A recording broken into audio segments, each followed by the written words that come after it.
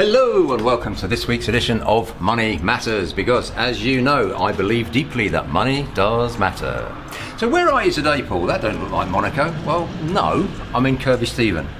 And what I want to do is open the door and welcome you to the world, the fabulous world of serviced accommodation.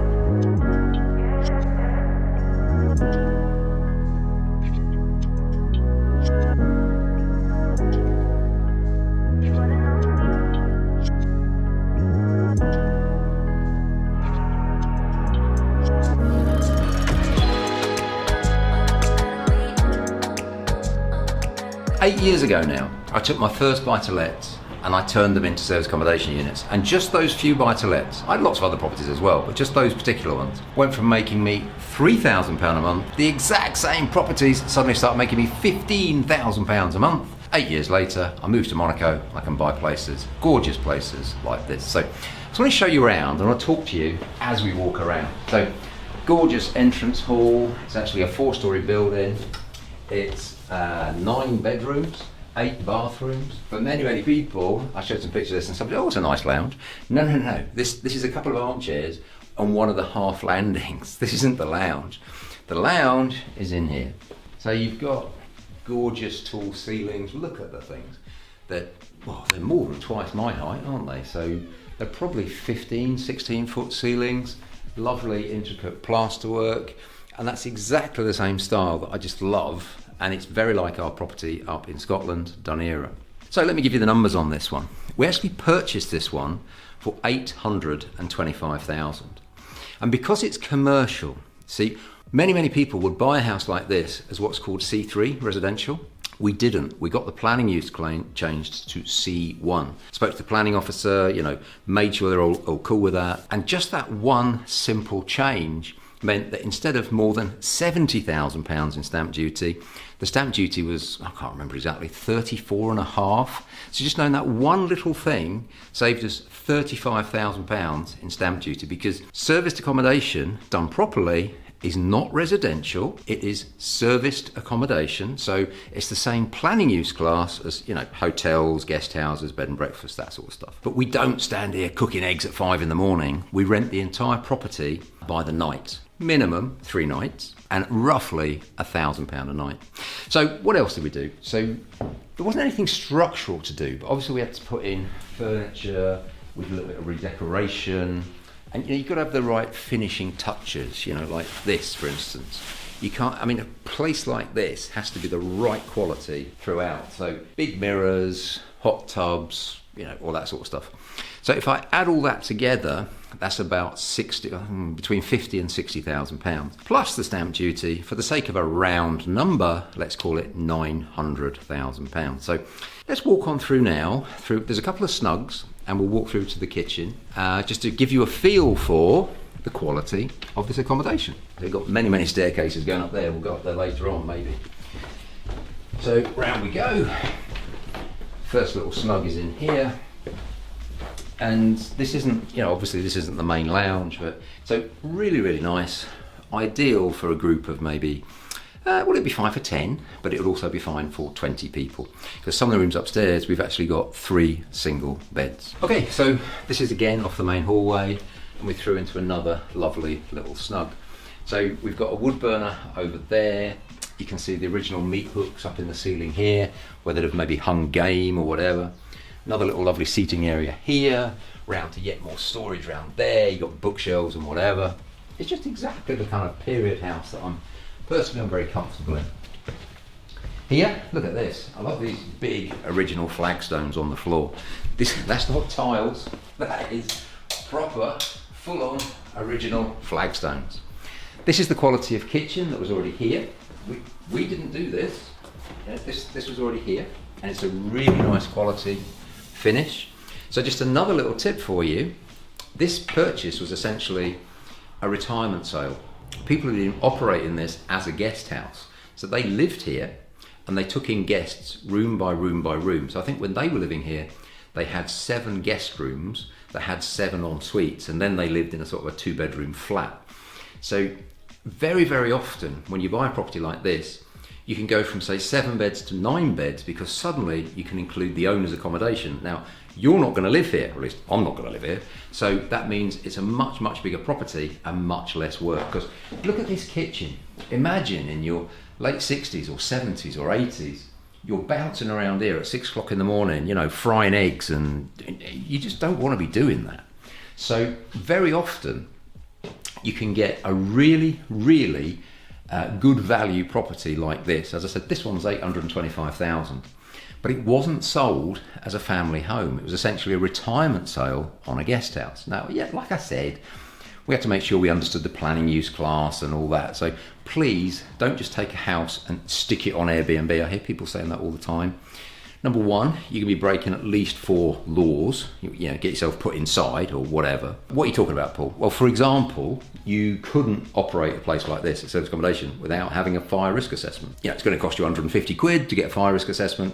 And if you don't do it, you'll invalidate your insurance and, you know, mother of all headaches. But the second reason is that if you look at Airbnb as a percentage of the serviced accommodation market, it's 6%. So if all you do is took this property and put it onto Airbnb, you're only going to get 6% of the bookings that you could get. Many people say that, you know, Airbnb doesn't work. Well, it does work, but not on its own. So again, I haven't taken the dining room yet. This is just the kitchen table here. And then out the back, carrying on through our journey just on the ground floor, we've put in, and this is the sort of stuff that people love, we've put in a little pool table, we've put in a dartboard. So this is kind of, you know, it's a little games area out the back, but it's also very, very practical utility area. So we'll take you outside in a second, but what I want to do is show you the kind of bonus space that you get for nothing, because it's already 9 beds, 8 bathrooms. But come with me up these stairs and just have a look at what's up here. I mean, look at it. It's massive, and it's not used for anything. And it was obviously included in the price because it's part of the building, but I don't even know how big it is. Just give me a second. 4, 5.5. This is 40 square meters. Now, I don't know if that means anything out there to you in internet land, but 40 square meters, if you're going to build it new, a new flat, I can't quite remember, is it 42 or 43 square meters? So this one room that we got as a Brucey bonus for nothing is the same size as a 1-bedroom flat. So we've got a free 1-bedroom flat. Now, okay, we've got to clean the windows, but have a look out the window. Does it look, you know, it's quite a nice area to have a completely free 1-bedroom flat. And I just love the way they bring light in everywhere, because it's got 2 casement windows at the front, and then you've got this skylight here. So could you turn this into a perfectly acceptable, fairly spacious, fairly light and airy 1-bedroom flat? You certainly could.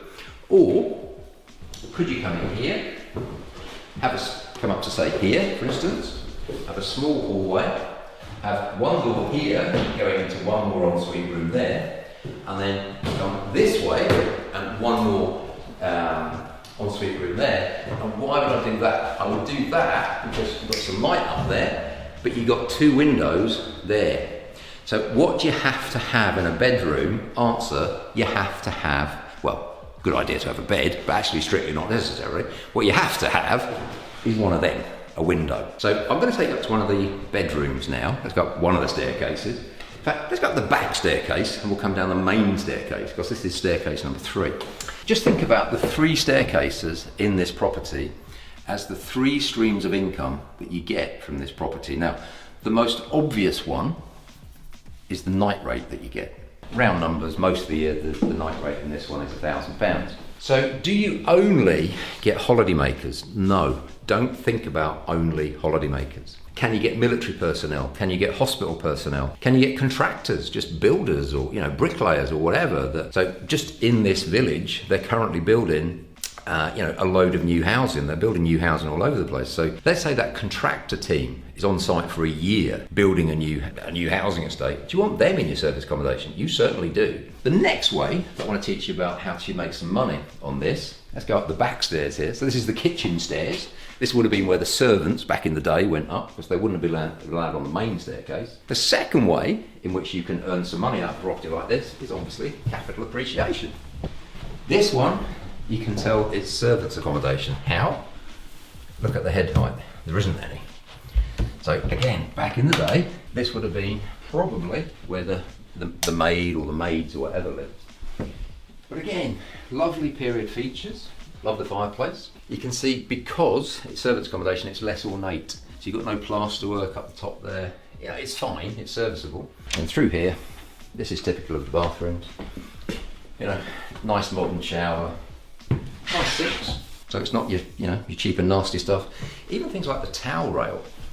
It's all been done properly. And so the second way in which you get income from property like this is obviously capital appreciation. So own a property like this. In this area, property prices went up by 13% last year. So round numbers, this is an £800,000 property. 13% of 800, well 10% is 80. So you're looking at, not far off, £100,000 capital increase on a property like this. So number one, you're getting, round numbers, £1,000 a night. So if you're completely full, which you won't be, but if you're completely full, you get something of the order of £30,000 in the month. Sensible occupancy, 70-75%. So let's pull it down to 66%, which is £20,000. You can have roughly £5,000 worth of costs. So you probably make about £15,000 profit per month. So I don't know if you like the idea. Maybe put some comments below. How about a sub £1 million property that makes you a profit of £15,000 a month? And I'm going to save the best till last as we go down the rather grand main staircase. I'm actually going to send you on your own in here, because we can't both go in here. So tell me what you think of this. This is a rather ornate museum piece. Is that not a rather ornate toilet? I say ornate, I mean old, basically. So anyway, up there, we've got two more bedrooms. So you've got a bedroom to the right, bedroom to the left, and in the middle, you've got something called a Jack and Jill bathroom. But if I take you into one of the main bedrooms up the front here, you've still got nice modern bathrooms. And again, to emphasise, we didn't do this. We did a certain amount of repainting, obviously furniture, but look. These are nice bathrooms, aren't they? They're not old and Victorian and falling to bits. So it is a guest house. I think it's very reasonable value.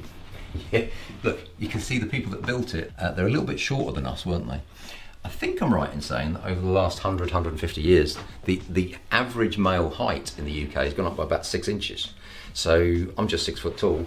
So that would have had quite a lot of height clearance for your typical guy or girl. But not so much now. So, should we go one more floor? Let's go to the top. And again, if you look up, you can see more skylights. But look what they've done down there. They've put another piece of glass to let all this light just flood into the hallway below. So if you come up to the top here, so this particular one has got 2 single beds, because if you've got kids and stuff, you don't want double beds everywhere, do you? So this is another Jack and Jill bathroom through here. So if you walk straight through, I'll come after you. And at the other side, you've got a lovely double bedroom. You've got views over the garden. And you've also got views to the side. And but this one, again, fireplaces. But it's such a big bedroom that you've also got space in the bedroom for a couple of fireside chairs. So let me tell you about thing number 3 as we walk down the stairs together. Even after all these years, I still have to pinch myself. So you're making maybe 15,000 profit a month. So call it a year, that could be 180 grand. Let's dial it back a little bit, because let's say January and February are not quite so busy. So let's say you make £120,000 in the year. Third way in which you make money from a property like this, as we go down the final staircase of wealth, is something called capital allowances. And for many people, when they hear about capital allowances, it's actually just like a light going on. I'm like, wow, I never realised that could happen. When you buy a property like this, you get something called capital allowances. Now, you can't get that on a normal house. You get it on commercial property or serviced accommodation. Or sometimes the revenue prefers to call it FHL, which is shorthand for furnished holiday let. So definitely talk to your accountant about it, and definitely talk to them about your annual investment allowance. So what that means is, normally speaking, every person in the UK can claim annual investment allowances. And if they don't know about it, of course, they're still in the dark, aren't they? So rather than keep you in the dark any longer, let's take you through to the garden and just explain what that means. By the way, the properties don't have to be in the UK. Move quick though. So at the moment, even though Brexit and everything, you're still allowed to claim capital allowances on foreign holiday properties within the EU. Not sure how long it's going to last, so get your finger out. Second reason why you need to get your finger out is normally you're allowed to earn £200,000 per person per year, completely free of all tax. You've got until March 2023, currently speaking, but you can earn a stunning £1 million per person, completely tax-free. And you can use something called sideways relief, if you know what you're doing, to offset up to £50,000 a year of your PAYE income. So you might be a doctor or a dentist or a lawyer or an engineer or a nurse or I don't know, whatever you are. So this property, capital allowances are going to be, we haven't had the report done yet, I'm going to guess, educated guess, are going to be round about the 450,000 mark. That means you, and maybe your partner, can earn £450,000 completely and utterly tax-free. So if you're making about £120,000 a year, you would pay zero tax on that for the next almost 4 years. So if you want to learn more about service accommodation, what I'd invite you to do is come along to Wealth Through Property, 2 days online, and let's see if that's one of your favourite property strategies. So hope you've enjoyed this week's Money Matters. I've enjoyed doing it because believe it or not, this is the second house that I've seen like this today that I own that I've never been to. So we flew back yesterday from Monaco, and today we've just taken a day in the lake, and we've actually looked at 3 properties that are quite similar to this one. I'm sure you'd agree, looking at the outside of it. It's absolutely gorgeous, completely stunning. So this is the 3rd property in one day that I've looked at because I chose to become wealthy through property, and so can you. Maybe now is the time to get into property. Anyway, click on the link, get yourself along to Wealth Through Property. You've been wonderful. I've been Paul. See you online.